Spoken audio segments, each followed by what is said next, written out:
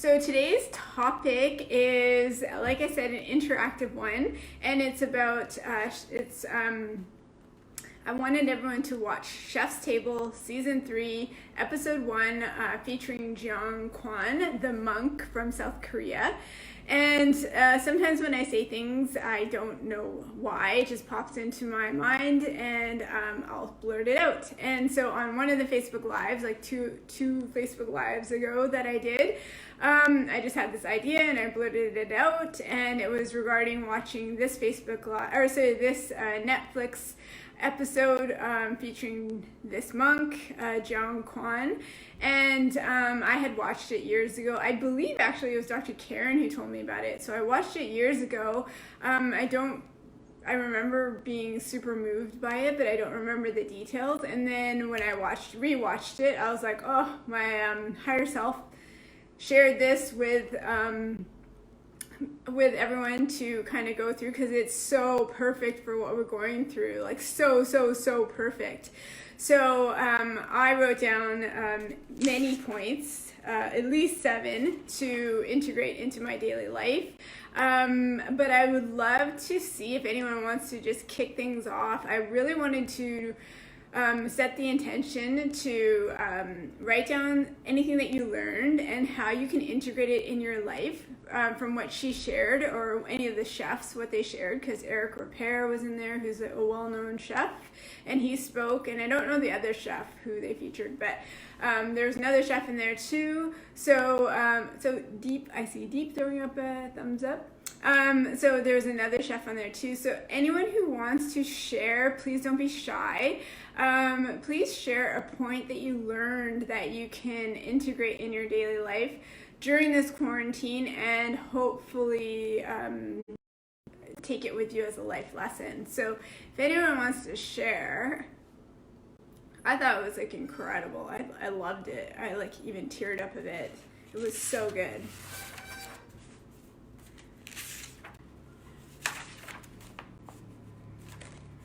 Okay, first, actually, no one's sharing just yet, but I first wanted to talk about, so there's a quote by another spiritual teacher. It's not from this Facebook Live, but I always loved this quote, so I wrote it down. So Jatinder wrote she loved this. So please tell me what you learned. What was one point, if you could share, and then we'll go through it. And while you're writing, I'll just read this quote about enlightenment, because I think it'll set the context for what Jeong Kwan was trying to convey. So this is a quote from Adishanti. He's also a spiritual teacher, and he says, so enlightenment, I think, is so Donna shared, I'm going to talk about hers in a second. Yeah, that was a huge point. Okay, so a lot of people think enlightenment is like this hierarchy. It is, people are putting in, these are good. Okay, so I'm going to go back to these. So enlightenment, a lot of people think it's like this hierarchy. Like, I'll have a lot of girls come in who I treat, and they're like doing yoga training or whatnot, and they're like, I don't want to leave my husband or my boyfriend behind, and I'm just doing so much for everyone, and or so much for myself, and I don't want to leave him behind. And kind of insinuating that it's a hierarchical process, this enlightenment, like she's going to be above him now, when that's the case at all for enlightenment. So Christy's on. Please share. Hi Christy, please share what you learned. There's lots of people posting what they learned, so I'm going to scroll back up. But I just wanted to clarify what enlightenment to me means. So it's not like a hierarchical process in spirituality. There also tends to be a spiritual ego, and some people will be like, I did all this work, they're not on my level. So that's really, Danny's watching. Hi Danny. So that's really not at all what enlightenment is. Anything remotely close to is like, I'm here and no one's on my level, or I'm going to surpass them. What enlightenment to me means, and I really resonate with Adishanti, what he shares, is enlightenment is a destructive process. It has nothing to do with becoming better or being happier. Enlightenment is the crumbling away of untruth. It's seeing through the facade of pretense. So I didn't actually know what pretense meant in this context. So he says, so I looked it up. So pretense is an attention to make something that is not the case appear true. So basically, that's what most of us do. We live through our projections, and we're living through a pretense. So enlightenment is the destruction and the crumbling of all those pretenses. It's not a hierarchy like I'm up here and these people are at this lower vibration. That's totally spiritual ego. So I wanted to make that clear because Jeong Kwan is totally enlightened. Her food is enlightened, and the consciousness that flows through her basically is her food. So that's really what it is. So I'm going to scroll back a little bit here. Okay, so Donna put the point of what she learned. You must be able to freely move in and out of your mind. Yes, that is one of the biggest takeaways I think you can take from this episode, and as it pertains to being in quarantine. So like I said, I was astounded too as to how much it relates to us being in quarantine. So being of the mind is the news. It's being locked into social media. It's in that fear state. It's in the total virus of the mind of the fear. So that is basically the quarantine when you're locked to watching the news and you're in a total contracted fear state. You are locked in the mind, but she oscillates between the mind and the heart. So the mind gets stuff done. It'll get you up in the morning. It'll get you bathed, shave her head, whatever it needs to do. But the consciousness that flows through her is because her mind is clear, it's left to the side, and she can be a vessel for consciousness to flow through her. So she's not being an obstruction, she's being the vessel. So when we're locked in our mind, we're blocking that consciousness from flowing through us, and then the mind takes over and thinks that it knows what to do.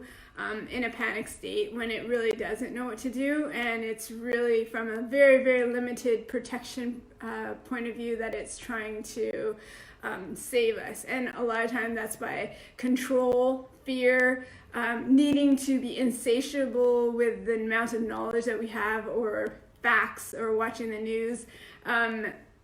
That's a biggie. So that's a great one, Donna. I thought that's awesome, and especially for you, that's very true. So Jess Lee says the 3 greatest takeaways for me were no self, relationship with the earth is one of harmony and not control, in her gardening, for example, and solitude equals freedom. So totally. So how do you apply those 3 to self-quarantine? So there is no self. We are in a state of quarantine, but we are of the bigger picture. We are one of the colors or the pictures or the points in the tapestry of life. We are not separate from what's going on. It sounds strange, but we are not separate from the virus, from the environment, from the media, all of it. We're all of it together.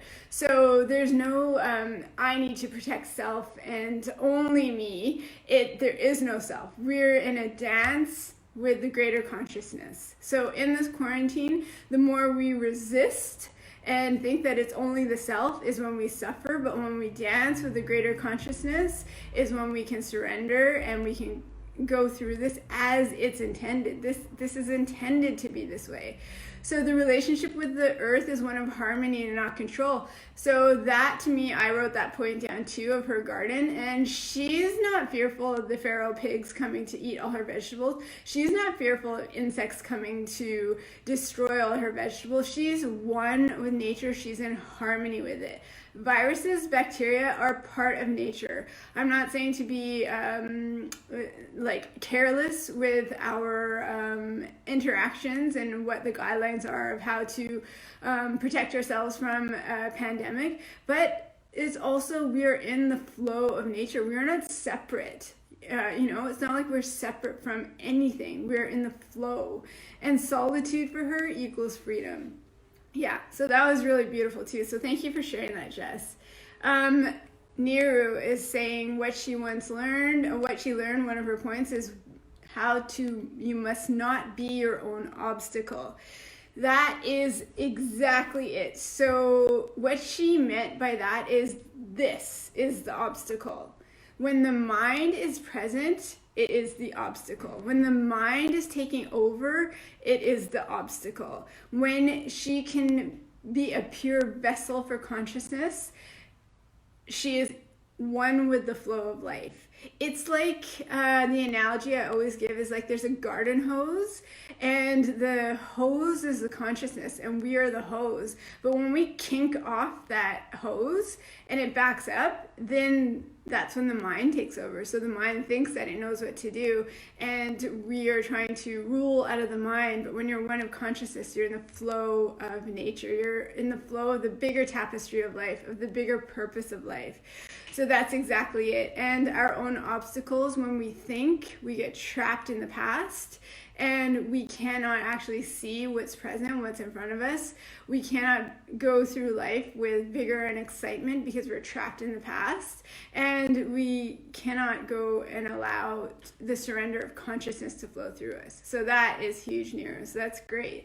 How do you think that you, in your daily life, Neeru, will be able to not be your own obstacle? If you can add that too, I would love to read that. So Carolyn added, I love and appreciated how intentional she cooked, how meditative feeding our bodies can be. It's totally true. Her cooking her life is a moving meditation. Everything she did was so intentional, and it was a moving meditation. And the lesson I took from this for the quarantine is rather than be afraid or angry or depressed, feel feelings if they're there. I'm not saying don't feel them. Feel them fully, find out their origin. It's likely not only just the quarantine, it's probably older emotions coming up. But while in quarantine, make your daily practices a meditation. As you're washing the dishes, it's a meditative practice, not a chore that needs to be done because you're stuck at home.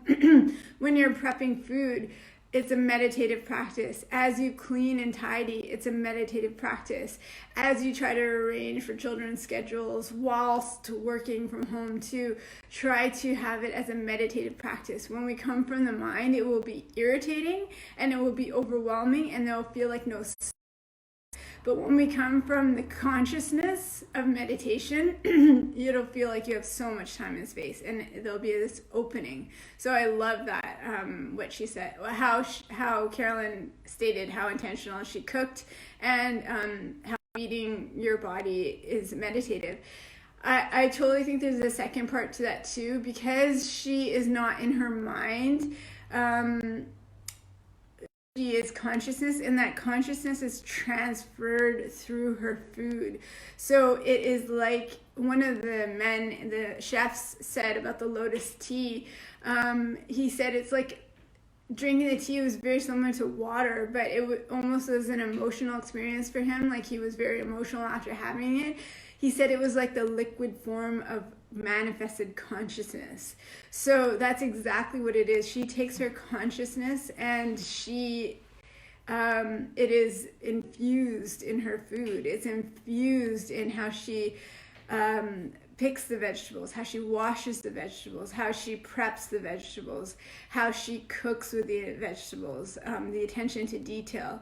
So that consciousness is infused through everything, and that's basically because her mind is clear, and she's not locked in a fear state. She's not locked in a state of control. And she's saying that like the allium family, like garlic, onions, leeks, green onions, things like that, those cloud the mind. And so she is about clearing the mind, and then she could be pure consciousness.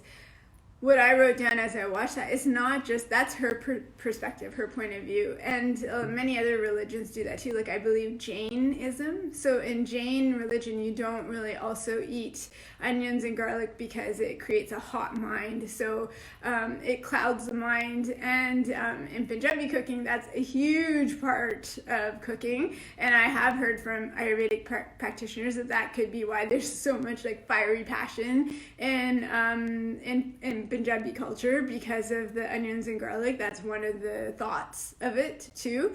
So in Jainism, which is a religion in India, another one, they also don't eat the garlic and onions. However, that doesn't only pertain, that's their point of view. What else clouds the mind is media, checking your phone. It could be coffee, it could be junk food, it could be any stimulant that you need, it could be alcohol, it could be smoking. So all of that clouds the mind, and the consciousness can't flow through to her food and through everything she touches. Now, don't get fixated on her food too, because every single one of us is intended to flow our consciousness through our purpose.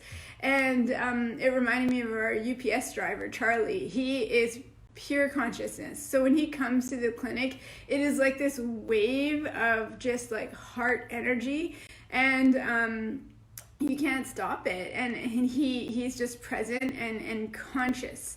So he lives from his heart. You can feel it. I can hear him from the back of the clinic when he comes into the clinic, and it's just, it will change in a second. It'll change the whole environment of the clinic.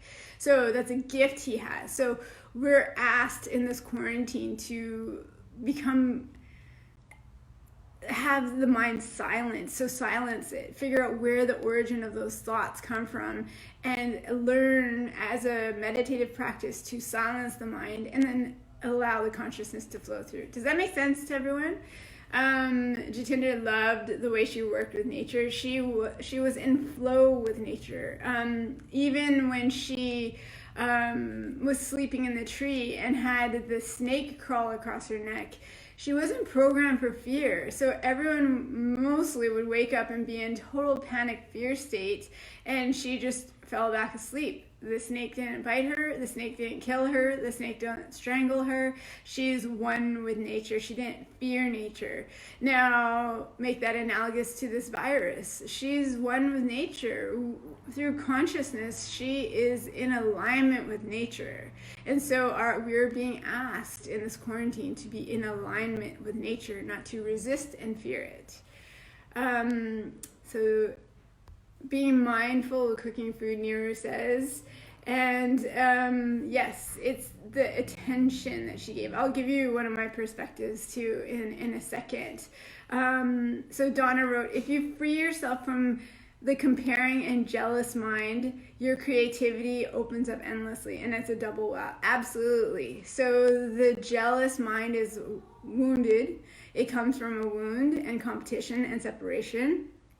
And the comparing mind too. That also is the egoic brain. It is wounded. It comes from an origin of something, which during this time, if it comes up for you, you can, dig deep, figure out where it came from and how old you feel when it originated and why it came, because there is a reason it came. There's a protection that it was trying to evoke in you.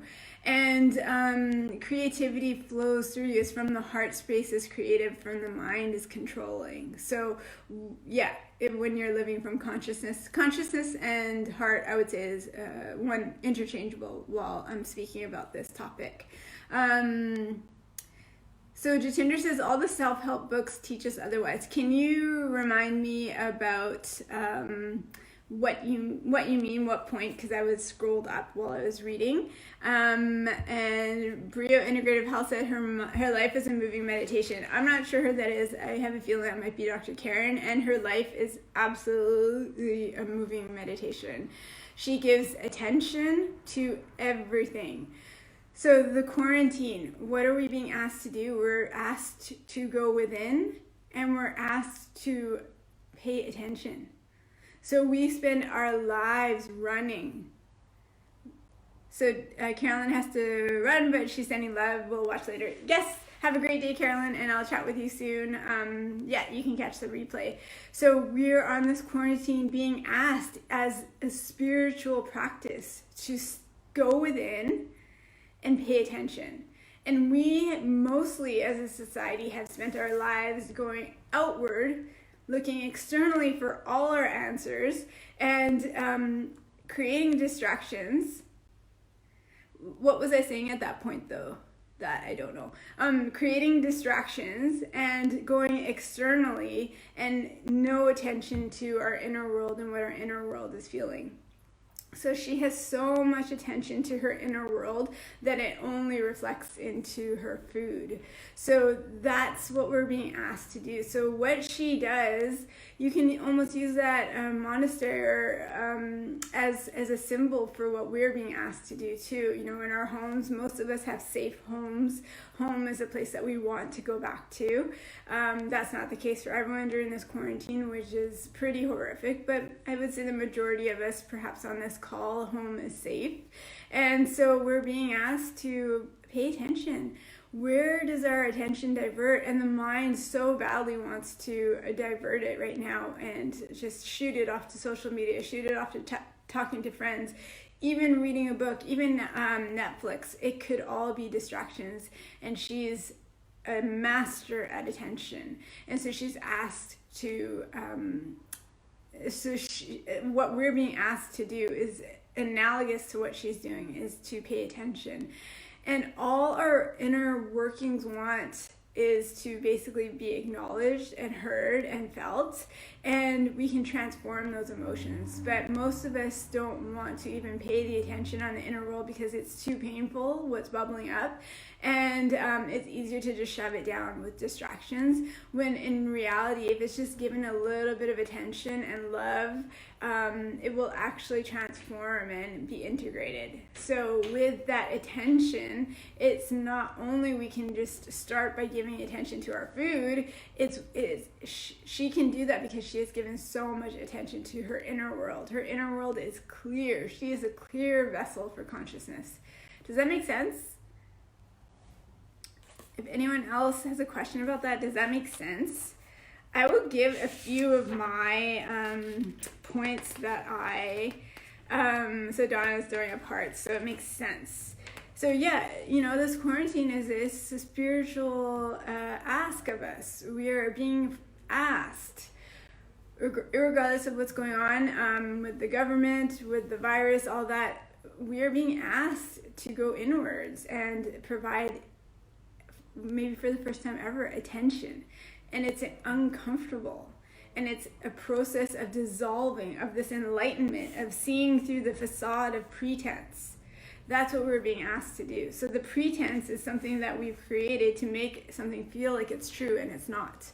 So that's what's crumbling. And that is a death. So most of us, you know, are watching the news trying to ensure that there is no death from the virus. But there is a death going on. There is an egoic death going on. If we allow it, if you're aware of it, there will be a death of that egoic self that operates out of pretense. That's,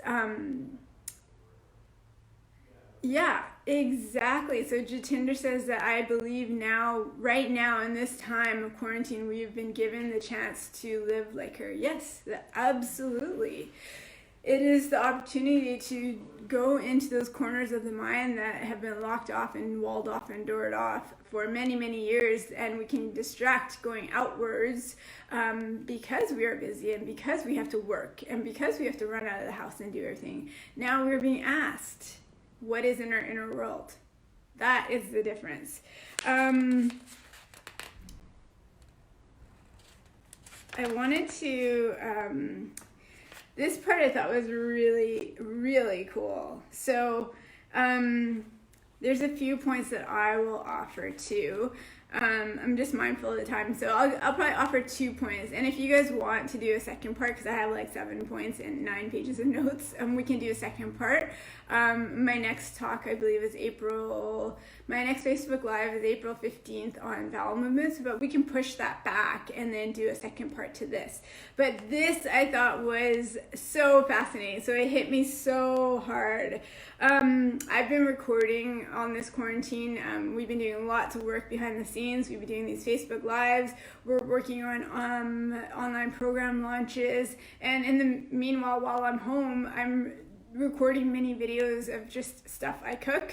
And several of the recipes are fermented foods. So when you have time, you can ferment foods. So this is what I wrote here. So she's using time and attention to create flavor. So kimchi, it starts with white cabbage and it's raw and it tastes like one thing. But when she infuses her time and attention, it is a totally different flavor and a totally different kind of substance that comes out at the end. It's a practice that's centuries old, and it's a slow development of flavor with fermentation. So the fermentation occurs, so you just have white cabbage, and then, you know, when she was in those pots and she was pulling out and she was tasting the water, that's kimchi, which is fermented for probably months and months. All it was to change the whole character, the whole makeup, the whole medicinal purpose of the cabbage is by salt, air, and time. And you have transformed it to a totally different entity of food and healing food.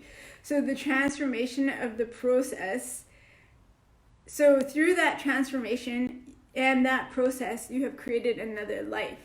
So that fermentation is like us. So we are like the kimchi.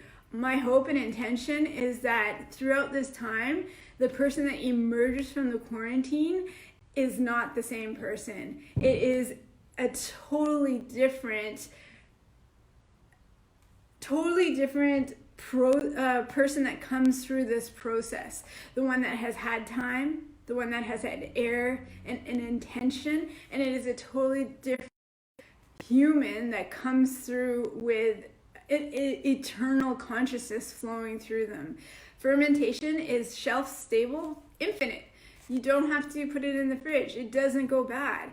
It's almost like the cabbage was this raw baby form, and we are being asked to ferment. And what's the difference between fermentation and not? Is time and attention. She puts time and attention into that cabbage. Sure, there's a little bit of spices, but it's mainly salt. I've fermented many things. It's salt and time.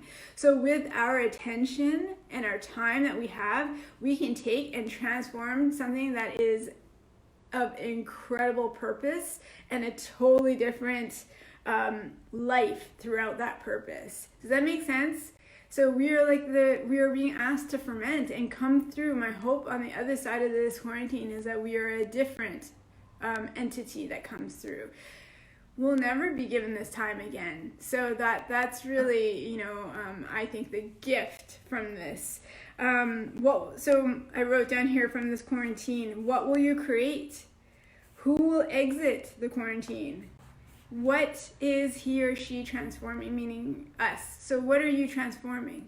What is the fermentation process that comes through? So the fermentation process is an ancient process of centuries old, and she taps into her ancestral lineage. We block off our ancestral lineage because we're living from here. She is consciousness, which is connected through time and space to every living being and non-living being our ancestral lineage. So does that make sense? It's a little bit more of an esoteric Facebook Live, but think of the analogy of the hose. So that's consciousness, basically. So that is one huge one that I loved. Then another point, this one I loved so much too. Okay, so I'm going out of order. Oh, her analogy about soy sauce. Yes, Neetu wrote about her analogy. That was awesome. So I won't talk about that, but this is another one. Okay, so this time of quarantine has been very challenging for some of us. Some of us are already in surrender, and they've gone through their destructive process of the pretense and live in surrender. Some are just being forced into it. If you watch my Facebook Live, the masterclass of the 4 levels of healing, many of us are being thrust into feeding, which is going into this deep, deep underworld of our emotions. And I talked to several beautiful patients this weekend, and they were deep in it, and I just held space for them, and I knew where they were, and it's time. It's happening now because it's time for them to look in these closets, so to speak, and start to heal those inner wounds. So this can be a painful process for many, a fearful process of uncertainty. But think of this point that she made. Every action in life is preparing us for our unique path to unfold. So that's us, our unique path. The painful, so I wrote down the painful loss of her mother at 17 had to occur to trigger her to leave to become a monk. So every day she thanks her mother for her mercifulness and her compassion for allowing her to pursue her lifelong desire for freedom. So her mom had to pass, and she had to experience that painful loss in order for her to be thrust into leaving her family home and going to pursue her dream of becoming a monk, which she knew was in her. She had visions of it. She talked about it with her father early on. So unfortunately, us as humans, we usually only transform when there's pain. So you can take this time to slam back Cheetos and watch Netflix, and there's no judgment, no heat on that.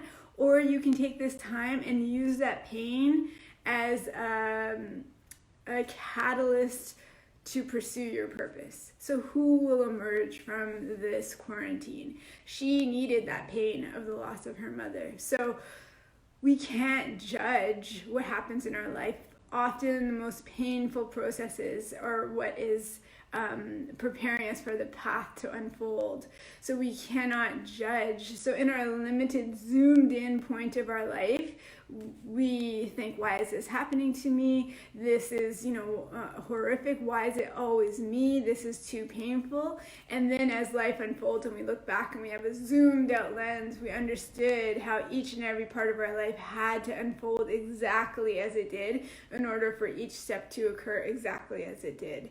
So this might be a painful process, but it had to occur to get you to your next level of your purpose.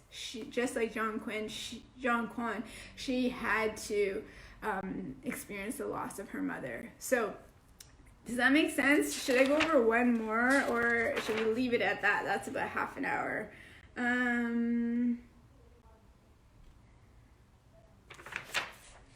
I thought I had one. Somebody had already written it. I think it was Donna, and Neetu. But you must not be your own obstacle.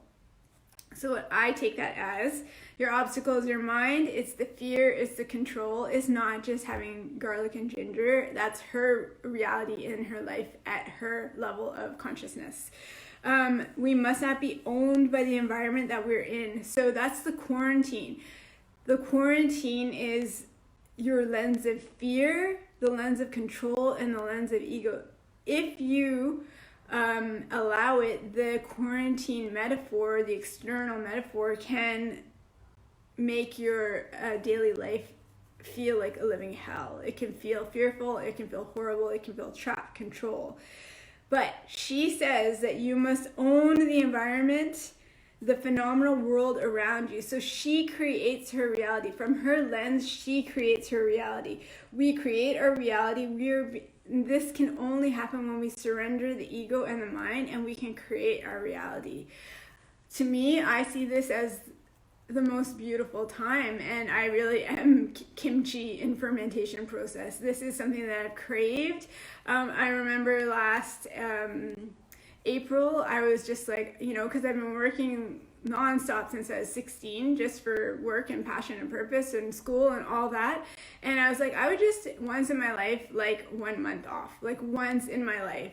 And I was just craving that so badly. I managed to get, I think, like 10 days off in April. But it was, I was just like 1 month would be anything that I would love to have. And so I created my reality, and it happened. Not saying that I created this virus, but I'm not saying that I created the quarantine, but whilst in quarantine, I created day to day as the most beautiful process that I wanted to have the experience of in my life. So I'm not saying that I created the quarantine or the virus or anything like that, but while being forced to be in it, my day is quite beautiful. that's creating reality because the ego is surrendered. And sure, I've had blips of sadness, I've had blips of resisting and anger, but I catch it, I figure out where it's coming from, and I surrender to it. So it's not like I shove down all my emotions and I'm living in this Pollyanna state where everything's like beautiful. You have to feel the emotions. So for me, I relate to Jeong Kwan a lot about her desire for freedom. That's basically what I've been craving my entire life. I thought it was in the form of like parents and culture, and that wasn't it. Then I thought it was in the form of money and, you know, not having my parents control me with money. And then when I made my own, that wasn't it. So it was an internal freedom that I was desiring. So that was the integration and the surrender of the ego. So you must be able to freely move in and out of your mind. So that is the freedom. So the freedom is the surrendering of the mind, and the mind is, if it's present 24/7 in the quarantine, that is not freedom. You could be in a quarantine, not able to leave your house, and be completely free. So that's when the mind is surrendered. This is free. So there is no way to be free unless the mind surrenders. Does that make sense? So I noticed my anxiety has gone down since this quarantine started. I read lots of people that have been dealing with anxiety feel the same. That's interesting, yeah. That's very interesting. I think maybe because, who knows, I don't know why you're feeling that, but maybe I think in our society, we're such a society of like, go, produce, and then there's this secondary, like, I need this time and space to heal, but I also have this like, I'm being lazy, I should produce, I should be like, go, and now you're actually allowed to just sit and heal, which is such a blessing. So that's awesome. So that's a few of the points I wanted to make.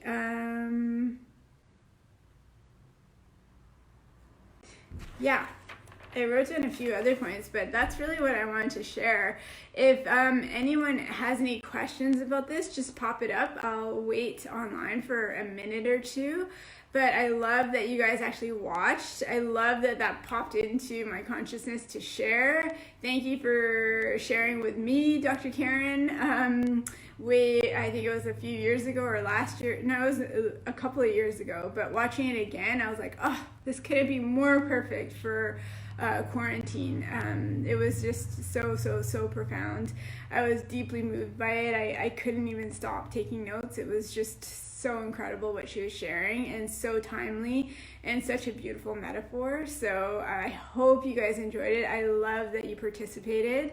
Jatinder says, can we do this again? I love this. Do you mean with this particular Chef's Table episode or another one? Neer says, thank you. It was a great idea. It flowed through me, so that's creativity. It wasn't me. I can't take credit for it. Yes, I would definitely do this Q&A again, this type of homework Q&A. There's so many, so Donna loved it too. Yeah, I really learn so much when I watch things with the lens of how can I heal, and take notes on it and then apply it. So it's just hearing different people say the same thing, and I think it just lands differently. So we could have been talking about this so Jatinder says another one. Yeah, okay, let me come up with another one too. I'll just be inspired and it'll come. But yeah, we could all be saying the same thing, but when somebody says it from a different kind of language, we're all using the same words. You could be using consciousness, you could be using heart space energy, you could be using universe energy, you could be using God energy. There's same words. Choose whatever words work for you, but we're all saying the same thing. And so I really feel like hearing it from different points of view helps it kind of land a little deeper. So I love that you guys are up for this. I love that you want to do more. Let's think on another one, and we'll do that for sure. So thank you guys for participating. I'm going to write a few notes for the blog. Whatever we do our Facebook Live on, we try to pop it up onto the Facebook group too. The website, and so you can find summaries of all of our Facebook Lives if you don't have time to watch. We've tried to summarize it. It's on our website too. I think it's www.yourrealhealth.com or .ca, and there's an article section for all Facebook Lives. And you can just watch them whenever you like. They're recorded. So thank you everyone for participating. That was super awesome. Yeah, I have infinite blessings for Jeong Kwan. I loved that. I just wanted to finally share too that I really like, she shares her consciousness through food, but we all do that with our purpose. So like Charlie does it, he shares his consciousness by passing off a package. Will I be sharing my recipes? Yeah, they're being recorded right now. They're all recorded, but they're being edited right now. So one of them is the granola recipe. So I just have to, we have to do a little bit more edits on it. It's actually, it's a little bit time consuming, so we will be sharing the recipes for sure. But when I see patients one-on-one, it is a transfer of my consciousness. So the more a practitioner can get their mind out of the way, then there's a sharing of consciousness that's not the practitioner. It's bigger than the practitioner. And that's when true healing happens, really, I feel. When it's of a limited mind, it can get you to a point, and then there's the next level that it has to be a practitioner that's mind is out of the way, and it's the treatment is via pure consciousness. So thank you everyone, and you can apply this in your life too. How can you transfer your consciousness daily? And it could just be with whatever your purpose is in life, whether it's a cashier, whether it's a barista, whether it's a CEO, whatever it is, you're transferring your consciousness at every moment to moment. And how can you transfer it? So that's what we're being asked of this quarantine. So be the kimchi, transform. It just takes time, and you have this totally different entity. This process that results in this healing food that can be stored and passed down centuries to centuries. So be the kimchi. All right, thank you everyone. Have a good Monday evening, and I will see you next week. I believe Wednesday. We're talking about bowel movements, but if I come up with another homework, we can switch to that easily, because this was super fun for me too. Thanks guys.